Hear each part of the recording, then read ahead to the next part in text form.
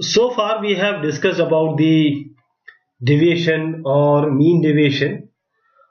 We have seen that it can be through mean or about the median. But the degree of variability, if it is high, the median is actually not a representation for a central tendency, right?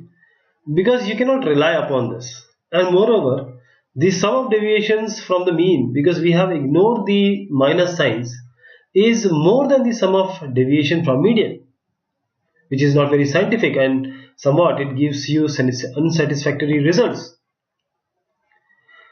Absolute value we have already talked about, so for next or further algebraic treatment, it is not worthy. So it implies or it says that we have some other measure of dispersion. We'll choose the standard deviation, which is the measure of dispersion. So variance and standard deviation, there is no much difference, but this is the most widely used. We have seen that when we calculate the mean deviation about the mean or median, the absolute values were taken.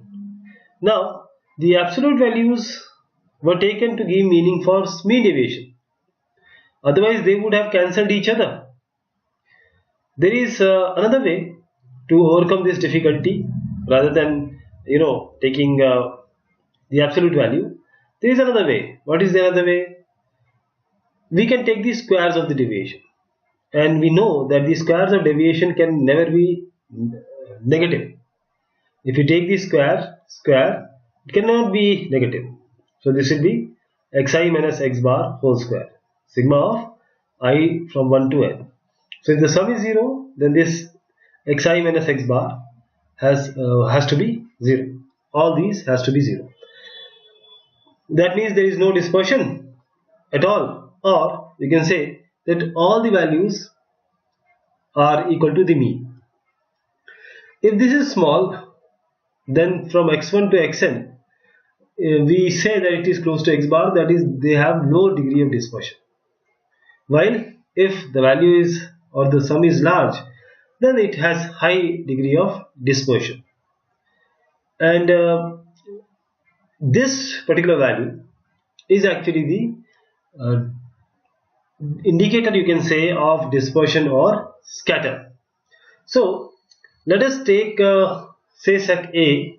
This has only 6 observation. And the mean is, you can add them and divided by 6. X bar is 30. Now take the sum of square of deviation from x bar, that is 5 minus 30, 15 minus 30, and square it, and then add it. This is 1750. Let us take one more observation having 31 observation. So these are all 31 observation. So mean of these is again 30. Let us compute this similar thing, 30 and all those for 30 values. We say this is 1 square plus 2 square till 15 square, so n plus 1 to n plus 1 by 2, not 2n plus 1 by 6. This will get us 2480, right? So we have seen here that this is the measure of dispersion. Now for the 6 values, they are dispersed, so it is visually seen that they are quite dispersed. And how about this? There are 31 values, but they all are together. So how can you say 1750 or 2480, which is more giving prominency?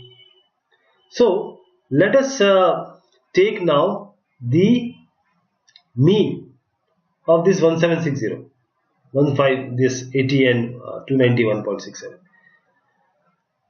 Again, this is the value which gives you the proper measure of dispersion. So this is called the variance. Now this shows, if you only see this with the naked eye, it may, and the values which are coming, or the computation we are doing, and the values, they may have somewhat different meanings. But here if we take this value, which is called as the variance, and variance will give you a proper value. So this is called as sigma square. Now sigma square will give you this value. Sigma square is 1 by n sigma of I 1 to n xi minus x bar whole square. Okay. Now we are coming to standard deviation. We have already talked about the variance. So the calculation of variance, if we have xi as the observation, x bar as the mean, so xi minus x bar, we have already seen that we squared them and we added them and divide them by 1 by n, means number of observation. If we take the square root of them, we call it as a standard deviation. Standard deviation. So sigma square is what? Sigma square is variance. Under root of sigma square is your standard deviation. Let us take an example so that you can understand it better. We have to find the variance of this data. So this is xi. Let us assume the middle one, say 14, as the assumed mean.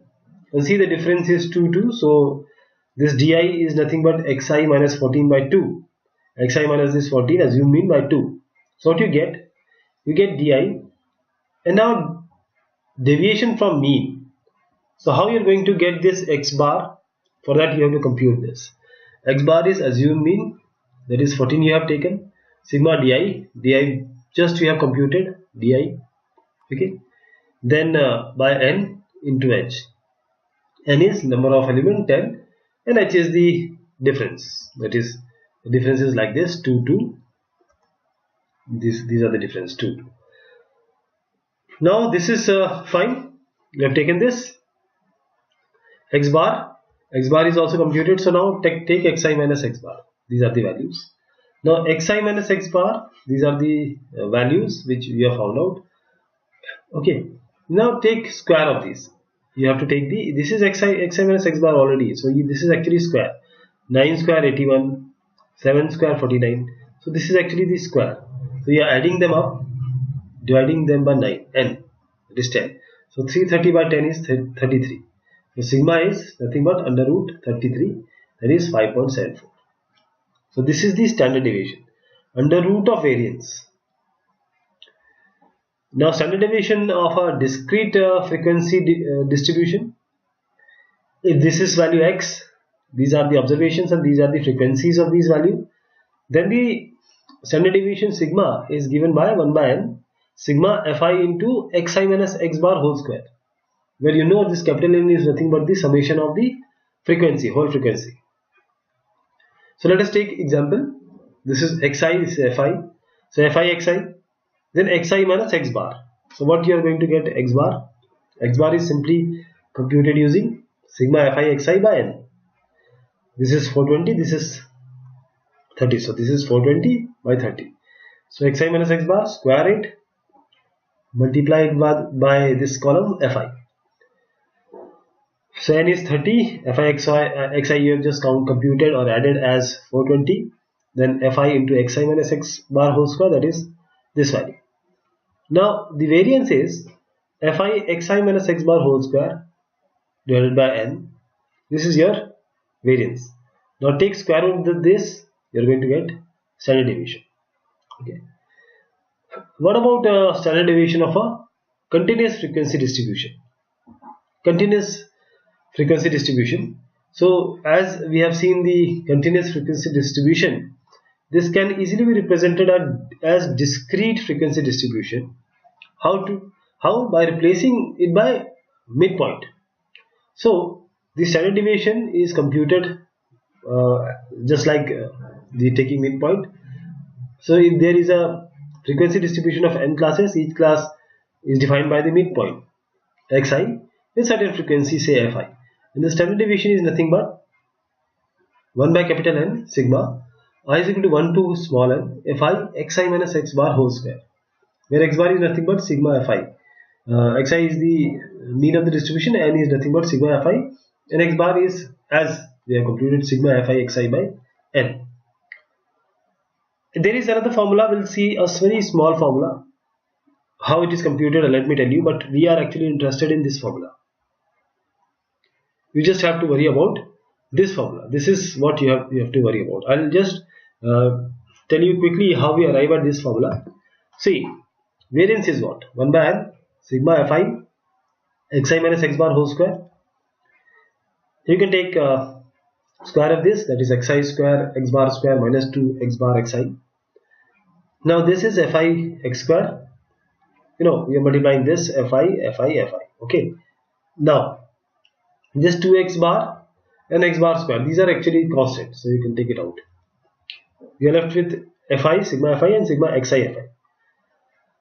So what you get here, this is actually sigma, this sigma fi is nothing but your capital N.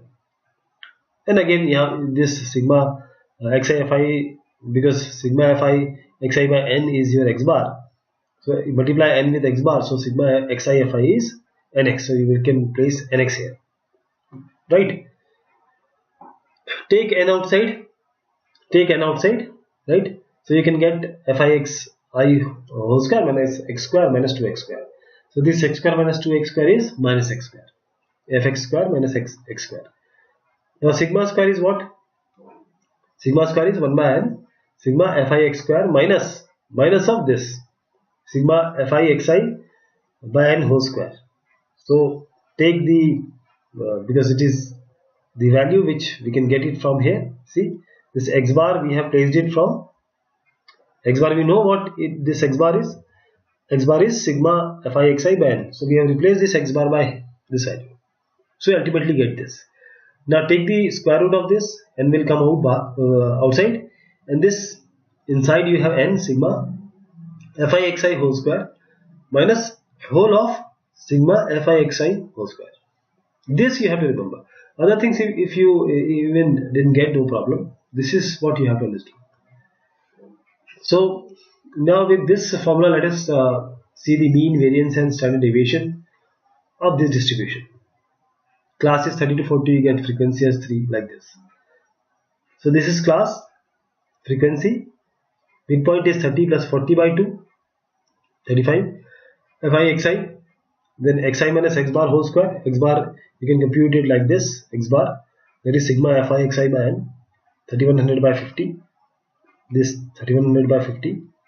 So xi minus x bar whole square, this you get. Then fi, this multiplied by this, so you get this.